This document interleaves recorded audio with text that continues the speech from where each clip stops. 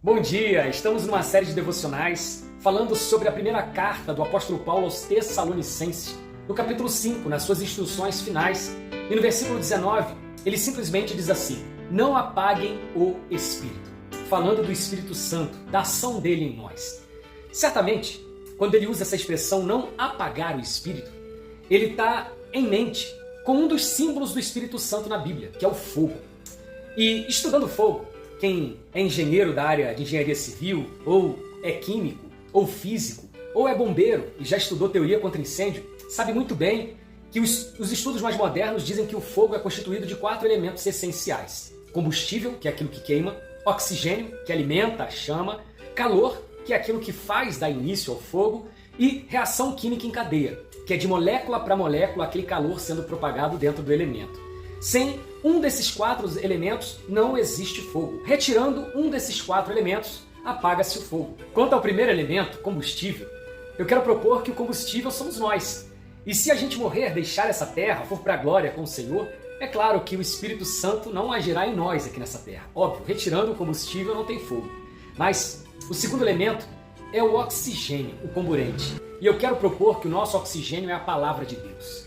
É a palavra de Deus que conduz os nossos passos, que alimenta a nossa fé. Afinal, a fé vem pelo ouvir e ouvir a palavra de Deus. Então a fé alimentada pela palavra de Deus é o nosso oxigênio. Retirando a palavra de Deus de nós, retirando a palavra de Deus do nosso coração, não existe mais o fogo do Espírito em nós. Mas o terceiro elemento essencial do fogo é o calor.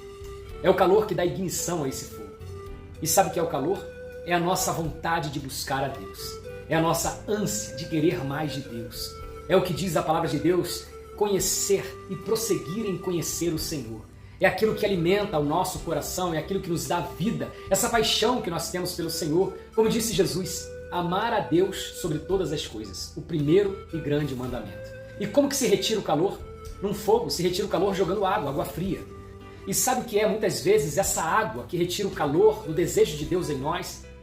É muitas vezes um vídeo que nós não deveríamos assistimos e aquilo vai minando a nossa fé. É um pecado com a língua, maledicência, fofoca, ira. Aquilo vai minando a nossa vontade de mais de Deus. É o saber fazer o bem e não fazer, negar o bem ao próximo.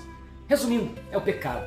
O pecado é a água fria que tira o desejo de Deus, o calor de Deus em nós. E o quarto elemento é a reação química em cadeia. É aquela relação de molécula para molécula, conduzindo uma para a outra aquele calor e o fogo se mantendo. Sabe, nós precisamos uns dos outros. Nós precisamos de outras moléculas em nós, em nossa volta, para que nós possamos manter a chama do Espírito em nós. Nós precisamos da comunhão. Isso é essencial. Muitas pessoas estão querendo viver hoje um cristianismo solo, carreira solo, voo solo. Não querem ir à igreja, não querem manter uma comunhão, não querem ser liderados por um líder cristão.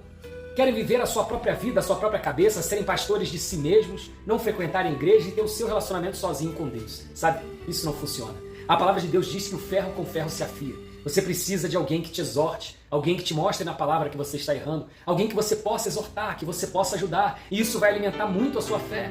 Nós precisamos dessa comunhão para manter a chama do Espírito em nós. Portanto, nesse dia, através dessa palavra, eu te digo, assim como o apóstolo Paulo, não apague o Espírito.